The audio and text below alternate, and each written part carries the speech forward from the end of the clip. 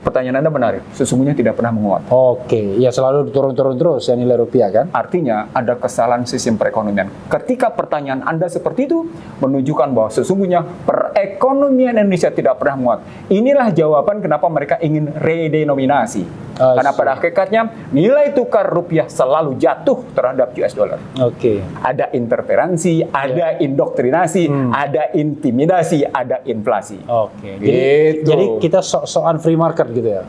Ya. Sok-sokan liberal ekonomi.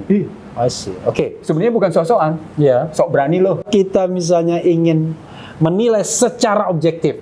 Saya pengen seobjektif mungkin. Biar kita wah ini ada vested interest, benci, apa, aduh, pusing kepala kita ya kan? Sebenarnya pemerintahan Presiden Jokowi ini berhasil atau tidak sih dalam hal membangun ekonomi kita?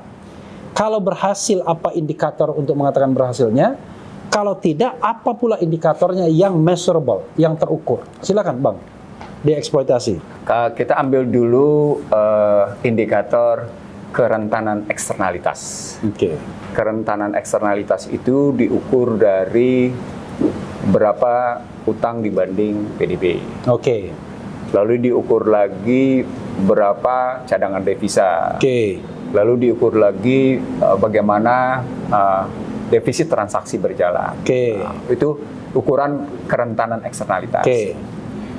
Angkanya? Termasuk di dalamnya Ya. nilai tukar. Oke. Oke. Sekarang ini periode paling buruk dari cadangan devisa. Periode paling buruk Di era Joko Widodo. Oh, di era berkuasa. Joko Widodo. Ya. Oke. Karena hanya 103 menurun dia dari 144 miliar sekian menjadi 130,8 miliar. Menurun 14 Miliar dolar ya? Ya, miliar dolar. Itu kalau dirupiahkan berapa? Biar ada gambaran. Ini soal cadangan devisa. Iya. Nanti bisa kita hitung dengan PDB yang bisa dirupiahkan. Iya. Cadangan devisa tetap konstruksinya tetap pembayaran dolar. Oke. Jadi kalau Anda cari-cari rupiah, Anda salah. Oke. Jadi Karena konstruksinya kerentanan karena otak saya eksternalitas. otak rupiah soalnya. Iya. Jadi berapa? 1.000 Makanya tadi saya bilang ini soal kerentanan eksternalitas berapa? namanya. Apa tadi? 130,8 miliar US dollar. Oke. 130 iya. 8 miliar US dollar. Itu cadangan devisa. Bandingan dengan Singapura misalnya. Bandingkan dengan Singapura, ya kita kalah dong. Iya enggak, maksudnya berapa Singapura? Saya tidak tahu persis. Atau yang negara yang bisa dibandingkan misalnya. Cara pandangnya bukan soal perbandingan. Oke. Cara pandangnya adalah ketika kita bicara cadangan devisa itu berarti kemampuan membayar hutang dan kemampuan melunasi pembayaran impor. Oke. Nah, 130,8 miliar itu sama dengan kemampuan bayar hutang 5 bulan ke depan, Iya. plus impor juga 5 bulan ke depan. Itu menurun. I see. Sebelumnya bisa 6 bulan, sebelumnya bisa 7 bulan, sekarang menurun jadi 5 kalau bulan. tidak ada hal-hal lain, kita cuma tahan 5 bulan. 5 bulan. Oke. Itu ukurannya. Jadi bukan bandingkan dengan no. Tapi perbandingannya ada soal kemampuan memenuhi kewajiban-kewajiban. Makanya disebutnya kerentanan eksternalitas karena menyangkut soal kemampuan membayar kewajiban-kewajiban keluar. Gitu. Ukuran kedua adalah tadi nilai tukar. Nah, nilai tukar juga menurun. Dia terdepresiasi atau menurun sebesar 8,6%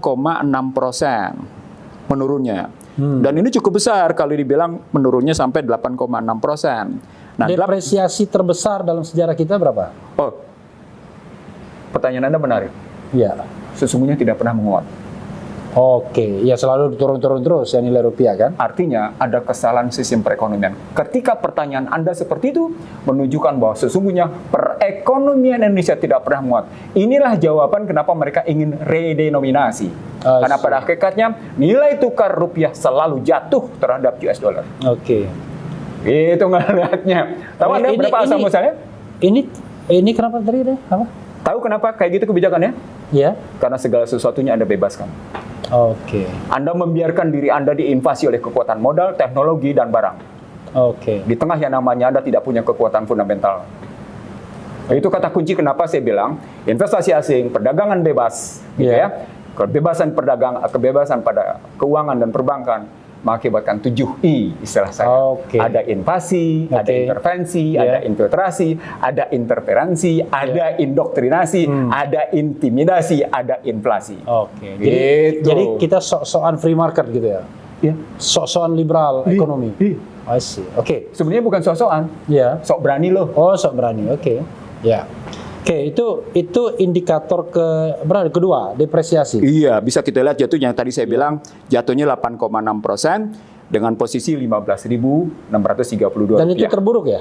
Ya, sebelumnya pernah terjadi penurunan sampai dengan 6,56% di tahun 2018. Sebelumnya lagi tapi itu bukan era Joko Widodo. Iya. Tapi poinnya di era Joko Widodo Ini yang terburuk. ini terburuk 8,6. Depresiasi yang Apa terburuk. indikatornya? Indikatornya nampak pada banyaknya uang asing, mata uang dolar yang keluar dari pasar modal dan keluar juga dari SUN, dari SBN. Oke. Jatuhlah dia di situ. Oke. Gitu indikator. Itu yang disebut dengan kerentanan eksternalitas indikator di situ gitu. Nah, sekarang kita ambil ke ukuran dalam. Iya. Nah, ukuran dalam itu mestinya kita lihat pada sederhana ada 7 indikator, tapi tidak perlu ambil 7 indikator. Iya, yang paling utama lah kira-kira. 2, 3, 4 yang paling utama. Di perbankan ngeliat NPL. Oke, non-performing loan ya. Iya, kredit bermasalah. Iya. Di kredit bermasalahnya di era Joko Widodo ini meningkat Iya. dari 2,88 menjadi 3%. Apa artinya? Perekonomian memburuk. Iya. Oke, itu kelihatan di situ juga. Itu terburuk juga dalam 8 tahun terakhir. Iya, karena orang yang pernah ketakutan itu pernah sesungguhnya malah lebih rendah 2,88. Sekarang 3%. Oke, 2,8 aja udah ada ini. Optimumnya 5. Iya. NPL itu optimumnya 5. Tapi sesungguhnya ketika Joko Widodo banyak orang cemas pada kondisi perekonomian di era Joko Widodo pada 2018 kemarin, 2019 gitu ya. Sesungguhnya cuma 2,88. Sekarang sampai 3%. Kredit bermasalah. Apa poinnya? Poinnya begitu banyak pengusaha yang mengalami kesulitan, terutama UMKM. Artinya makanya kemudian mereka menghadapi kesulitan untuk mengembalikan. Iya kan? Iya, Iya, karena NPL ya. NPL. Iya. Apa poinnya berarti? Dunia usaha merosot. Oke. Apa artinya berarti? Ya. Daya beli menurun. Artinya di sini yang saya bilang sejak awal, sejak 2015, para ekonom yang pendukung era Joko Widodo ini selalu menolak tentang penurunan daya beli. Ini omongan 2015 saya di sebuah TV swasta, franchise ya. Yeah. Saya bilang nggak bisa, Anda mesti realistis bahwa yang sedang terjadi adalah penurunan daya beli. Mereka menolak dengan berbagai argumen, silahkan Anda tolak. Silahkan Anda beli iklan untuk menyatakan daya beli tidak menurun. Tapi angka menyatakan daya beli itu menurun. 2015. Sampai dengan sekarang. Enggak, artinya 2015 saja itu tidak seburuk sekarang. Iya. Ini lebih buruk. Iya. Oke. Pertanyaannya kenapa sampai kayak gitu? Iya. Artinya, ini pakai kerangka makro. Iya. APBN, program pemulihan ekonomi nasional, tidak efektif. Itu ceritanya. Artinya segala kartu yang dikeluarkan oleh Joko Widodo tidak meleverage daya beli, tidak meleverage purchasing power parity. Maka ketika IMF menganalisis ekonomi Indonesia akan menjadi posisi terbaik dalam hitungan berikutnya pada purchasing power parity, purchasing power itu artinya daya beli, paritas daya beli. Iya. Pertanyaan besarnya, siapa yang punya daya beli paritas paling bagus pada era itu? Angka membuktikan yang saya punya, yang punya daya beli bagus adalah korporasi. Oke. Bukan individu warga negara Indonesia. Oke. Itu, mana indikatornya? Gini rasio. I see. Tingkat ketimpangan. Gitu loh. Jadi kalau ngambil angka-angka itu konkret. Misalnya sekarang di Desember 2022. Nggak mampu tuh nurunin dari 0,384. Tetap aja dia bertengger 0,385, 0,384. Apa itu? Gini rasionya. I see. Artinya lagi-lagi kalau diambil pada pembiayaan untuk mengentaskan kemiskinan, gitu ya, untuk mengatasi pengangguran, belanja negara di bidang pembelanjaan untuk itu tidak efektif. Apa indikator berikutnya? Buruknya serapan anggaran. Dan itu diakui. Serapan anggaran per November itu cuma bergerak 62 sampai dengan 65%. Kenapa terburu-buru?